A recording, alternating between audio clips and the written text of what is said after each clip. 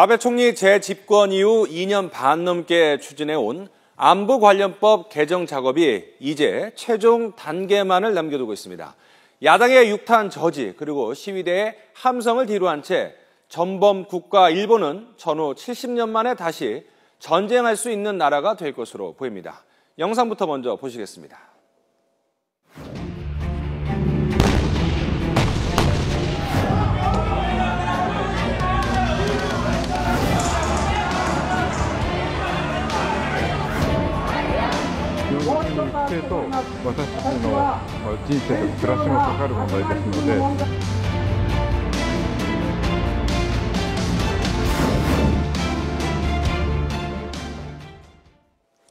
네, 시청자 여러분의 의견을 받겠습니다. 샵 1988로 의견을 보내주시면 방송 중에 여러분의 문자 메시지 소개해드리겠습니다.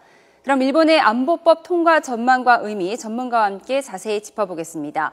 양기호 성공회대 교수 그리고 김희준 YTN 통일외교 전문기자 함께했습니다. 안녕하세요. 안녕하세요. 네. 자, 먼저 김희준 기자에게 좀 여쭤볼 일이 오늘 통과될 가능성이 높은데 야당이 수적으로 좀 밀리나 보죠? 네, 그렇습니다. 이번에 참의원에서는 네. 과반의 찬성으로 통과가 되게 돼 있는데요. 네. 현재 242석 가운데 135석이 연립 여당입니다. 그러니까 55%의 의석을 차지하고 있기 때문에요. 네. 네, 그렇습니다. 그리고 군소 야당들까지도 일부 이 안보법제 법안에 지금 찬성을 하고 있기 때문에 더더욱이 통과 가능성이 높다고 할 수밖에 없겠습니다. 예.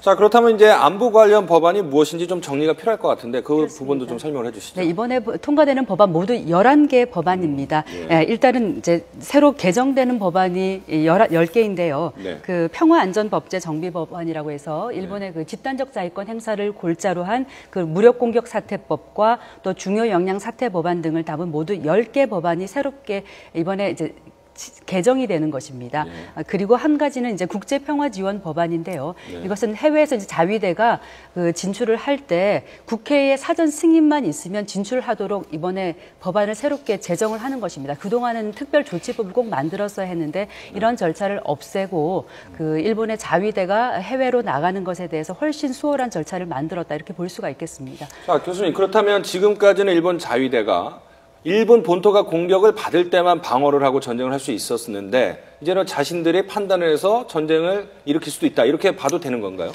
그러니까 이렇습니다. 지금까지는 평화헌법에 따라 가지고 전수방위, 그러니까 다른 나라가 일본을 공격할 때만 일본은 반격할 수 있는 권리를 가지고 있었거든요. 예. 그런데 자국이 공격받지 않아도 예를 들면 미국이라든지 프랑스라든지 영국이라든지 이런 나라들이 공격을 받게 되면 그것이 자국에 대한 공격으로 간주해가지고 반격할 수 있는, 그러니까 일본과 직접 관계가 없는 전쟁에도 참가할 수 있는 권리, 그게 이제 집단적 자위권이거든요. 예. 근데 그것을 인정한 것이 이번 법률의 특징입니다. 예. 근데 이제 아베 정권이 이 법안에 거의 집착하는 수준이라고 볼 수가 있는데요. 왜 이렇게 밀어붙이려고 하는 걸까요? 기본적으로 저는 이제 해석 개헌이라고 봅니다. 그러니까 헌법 개정을 하고 싶습니다.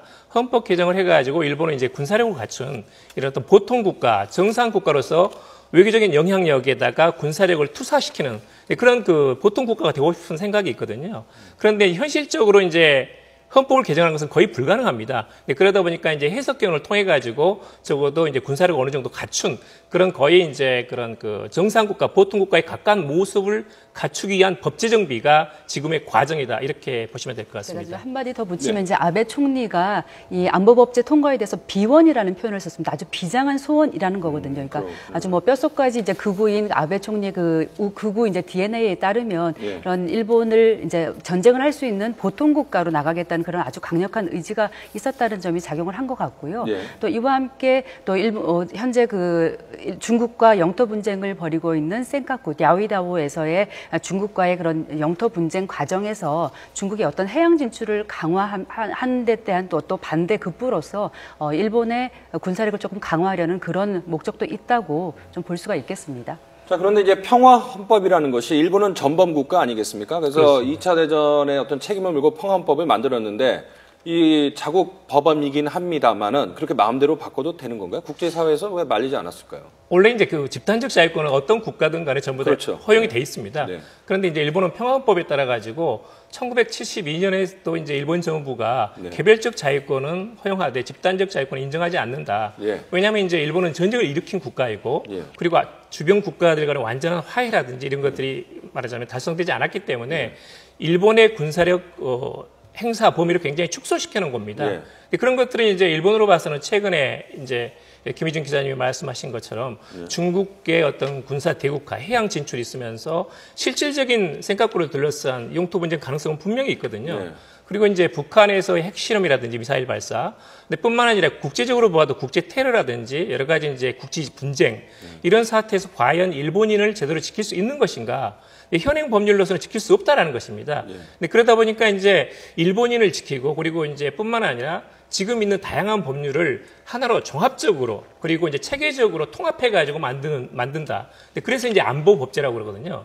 그러니까 이제 법률 간에 서로 이제 조정이 안 되는 부분이 있습니다. 그래서 전체적으로 11개를 다 묶어가지고 서로 간의 정합성을 갖춘 종합성이 뛰어난 그런 그 안보법제로 만든다는 것이 이번 이제 그 참여 통과의 기본적인 목적입니다. 네, 그런데 일본을 지키겠다고 하는 이 법안에 대해서 정치권 야당뿐만이 아니라 이제 국민들 사이에서도 반대 여론이 훨씬 더 높은 것으로 알고 있거든요. 그렇습니다. 그런데도 이렇게 밀어붙일 수 있을까요? 네, 아무튼 최근 여론조사에 따르면 아무튼 절반 이상의 일본 국민이 반대하는 것으로 나타나 있죠. 일단 이 안보법안 재개정 초반부터 헌법학자들이나 지식인들 사이에서는 이것이 위헌이라는 아주 강력한 목소리가 있었고요. 또 지난 15일에 전직 판사 75명이 모여서 이 재개정 움직임은 위헌이고 또 민주주의에 위배되는 것이라는 의견서를 국회에까지 제출을 했습니다. 그리고 일본 이제 제2차 대전에 그런 트라우마를 겪었던 일본 국민들이 사이에서는 일본이 전쟁할 수 있는 국가로 간다는 데 대한 굉장히 두려움이 있는 것이고요. 그러니까 여기에 반대하는 양심적인 시민들이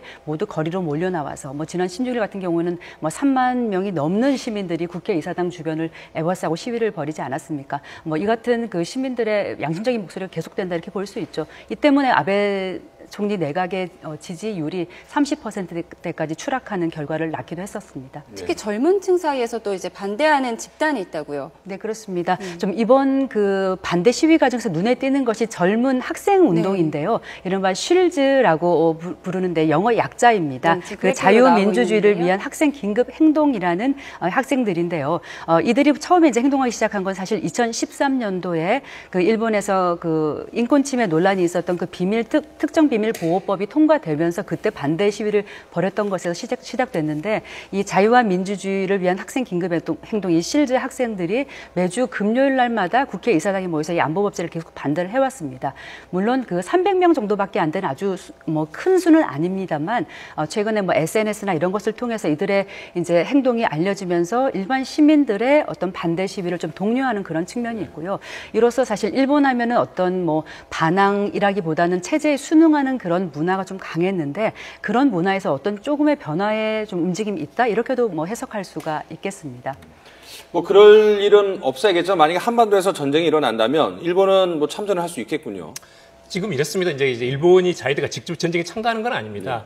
지금 전투 현장에는 가지 않습니다. 반드시 이제 후방 지원인데 후방 지원이다 할지라도 예를 들면 그 말하자면 동해안에서 북한 미사일이 발사가 돼가지고 미군 함정이 당했을 경우에 그것을 자국에 대한 공격으로 간주하고 일본은 북한에 대한 공격을 할 수 있거든요. 근데 그럴 경우는 한반도의 전쟁이 본원이 확전될 수 있습니다. 그런 건 이제 바로 한반도에 영향을 미치고 동시에 우리도 영향을 받을 수밖에 없거든요. 근데 그런 점은 상당히 이제 우려가 되는 대목입니다. 그리고 이제 지금 자위대법이 개정돼 가지고 한국 내에 있는 그 일본인들을 구출할 수 있게 되었습니다. 말하자면 이제 그 해외에 있는 일본인을 구출하게 해가지고 자위대가 출동할 수 있는 그 근거가 마련이 됐거든요. 물론 이제 이 모든 것들은 지난번 5월 달에도 이런 그 한일 간의 이런 그 국방장관 회담에서도 마찬가지고 전반적으로 확인이 됐습니다. 뭐냐면 반드시 한국의 요청 승인이 있어야 자위대는 한국의 영해 내에 또는 영공 내에 진입할 수 있다는 것이 일단 확인이 됐기 때문에 그렇다고 해서 금방 이렇게 자위대가 한반도의 상륙까지 참전하는 것은 절대 아니다. 일단 좀 그 점을 말씀드리고 싶습니다. 근데 뭐 자국민을 구하려면 어쨌든 뭐 총 들고 와야 되니까 그것도 뭐 참전이라고 봐야 되지 않을까요? 뭐 예를 들면 영해에 들어가가지고 예를 들면 부산항 앞에 정박을 해가지고 거기에서 피난 온 일본인들을 구해가지고 돌아갈 수는 있습니다만 직접 전쟁에 참전하는 것은 아닙니다. 네, 이렇게 말씀하신 대로 자위대의 역할 확대가 전쟁의 확대로 갈 갈 수도 있는 것인데요. 만약 맞습니다. 이렇게 된다면 좀 더 거시적으로 미국과 일본 사이의 관계, 미일 동맹에도 연관이 있는 거죠. 그러니까 이제 이렇습니다. 지금까지는 미일 동맹이라 할지라도 일방적인 동맹이 가지고 말하자면 일본은 미국이 공격받더라도 전혀 도와줄 수 없었거든요. 그런데 네. 지금 법률이 개정돼 가지고 전 세계 어디서나 이제 미군뿐만 아니라 프랑스군, 영국군도 마찬가지고 연합군에 대해서 일본은 얼마든지 후방 지원할 수 있습니다. 그런데 이제 말이 후방 지원이지 전쟁터 현장만 아니라면 바로 근접해가지고 탄약을 수송한다든지 또는 여러 가지 그 지원을 할 수 있게 됐습니다. 그럴 경우에는 일본 자위대는 전쟁에 말려들 가능성은 굉장히 높거든요. 그럴 경우에 과연 일본이 자위대에서 전사자가 나왔을 경우에 일본이 지금 이대로 평화헌법으로는 안 된다, 바꿔야 된다라는 그런 주장이 더욱더 확산되면서 평화헌법으로 갈 수 있는 그런 그 계기가 빈번하게 만들어지면서 조금 더 동북아에 있었던 긴장이라든지 그런 것들이 조성될 가능성은 더욱더 높아졌다. 근데 그것은 현실이다. 이렇게 말씀드릴 수 있겠습니다. 자, 김일중 기자가 시청자 자방 뭐 북한보다 일본이 더 무섭다 이렇게 우려하는 목소리들이 나오고 있는데 그렇습니다. 이 모양, 그러니까 생긴 것도 좀 비슷하게 생긴 아베 총리의 외할아버지가 총리 때도 좀 비슷한 그런 정책을 추진을 하려고 했었죠. 그렇습니다. 그러니까 추진하려고 했다기보다는 예. 당시에 이제 1960년대인데요. 미일 그 방위 안전조약을 기시 노부스케 전 총리가 강행해서 통과시켰습니다. 어느 정도였냐면 그 본 회의장에 경찰 한 500명이 들어와서 반대하는 의원들을 모두 끌고 나가면서까지 반대를 해서 그러니까 통과를 시킨 것입니다. 당연히 뭐 굉장히 이제 후폭풍에 시달렸죠. 그 시민들의 여기에 대해 반발하는 시민들 시위가 굉장히 확산이 됐었고. 현재는 뭐 3만여 명인데 당시에는 33만 명이 우리 국회의사당을 둘러싸고 시위를 벌였고요. 기시 총리 뭐 사퇴나 내각 총사퇴 등을 외치면서 그렇게 격렬한 반대에 휩싸였습니다. 그리고 이 과정에서 경찰과 또 학생 시위대의 충돌이 벌어지면서 여학생 한 명이 숨지는 사태까지 벌어졌습니다. 이에 따라서 그 기시 노부스케 전 총리는 책임을 지고 물러나겠다고 해서 본인이 사퇴를 한 것은 물론 내각 총사퇴까지 했는데요. 당시 이제 남긴 말이 개관 사정이라고 해서 관뚜껑을 닫을 때 평가받겠다. 아주 결연한 의지 한마디를 남기고 물러난 적이 있습니다. 네. 말씀하신 대로 내각 총사퇴까지 갔는데요. 지금 이 법안에 대해서 아까 얘기했던 대로 국민의 지지율이 굉장히 낮단 말이죠. 그래서 이제 내각의 지지율이 떨어진다면 역시 외조와 비슷한 전철을 밟지 않을까. 이제 가장 궁금한 부분 아니겠습니까? 저는 그 가능성 매우 낮다고 봅니다. 지금 이제 아베 정권에 대한 지지도가 한 4할 정도, 40%를 넘어서고 있고, 그리고 이제 이번에는 이제 이런 두 가지를 봐야 됩니다. 하나는 이제 안보법조 전체를 반대하는 거냐, 아니면 이제 11개의 법률을 굉장히 밀어붙이기로 충분히 심의를 하지 않고 이렇게 강행하는 것이냐, 이 두 가지에 대한 어떤 그 판단이 필요합니다. 그런데 이제 실제로는 일본에서는 중국에 대한 위협이라는 것이 상당히 느끼고 있는 부분이 있기 때문에 안보법제는 찬성한다. 그러나 지금 하는 그 과정 자체에 대해서는 반대한다는 그런 주장이 있습니다. 그런 면에서는 상당히 이제 아베 정권도 부담을 느끼고 있는 건 사실인데, 아마 이제 법안이 오늘 밤이라도 통과가 되고 나면 이후부터는 이제 아베노믹스를 통해 가지고 어떻게 경기를 활성화시킬 것이냐, 아니면 이제 야당과의 타협을 통해 가지고 어떻게 어떤 국민 통합적인 그런 그 카드를 내놓을 것이냐, 이런 쪽으로 가면서 아마도 내년 7월에 이제 참여연 선거가 있습니다. 근데 그것을 향해 가지고 아마 어떤 그 정권의 지지도를 높이기 위해서 다양한 아마 아이디어를 내놓지 않을까, 그런 생각을 하고 있습니다. 정리를 잘 해주셨는데, 보니까 사실 이제 아베 총리의 대항마가, 정치적 대항마가 없다는 것도 한 요인이 될 수 있겠습니다. 사실 지난 8일 자민당 총재 선거에서 아베 총리가 단독으로 나와서 무투표로 당선되지 않았습니까? 그런 부분에 있어서는 이제 아베 총리의 독주가 더 계속될 수 있다라고도 볼 수 있는 대목일 것 같습니다. 예. 자, 한 가지만 더 여쭤보면, 그래서 우리 입장에서는 어떻게 받아들여야 됩니까? 일단은 이제 지금 자위대 법률이, 관련 법률이 많이 개정이 됐기 때문에요. 구체적으로 법안이 어떤 내용인가를 하나씩 봐야 됩니다. 그러면서 기본적으로는 한국이 일본의 집단적 자위권에 대해서 가타부타 말할 수는 없습니다. 왜냐하면 모든 국가가 가지고 있는 고유 권리이기 때문에 이 영향이 어떻게 한반도 유사시에 미칠 것인가에 대한 면밀한 검토가 필요하다. 그 점을 조금 말씀드리고 싶습니다. 조금 더 지켜봐야겠군요. 예, 잘 알겠습니다. 지금까지 양기호 성공회대 일본학과 교수, 그리고 김희준 YTN 통일외교 전문기자와 함께했습니다. 오늘 말씀 고맙습니다. 감사합니다.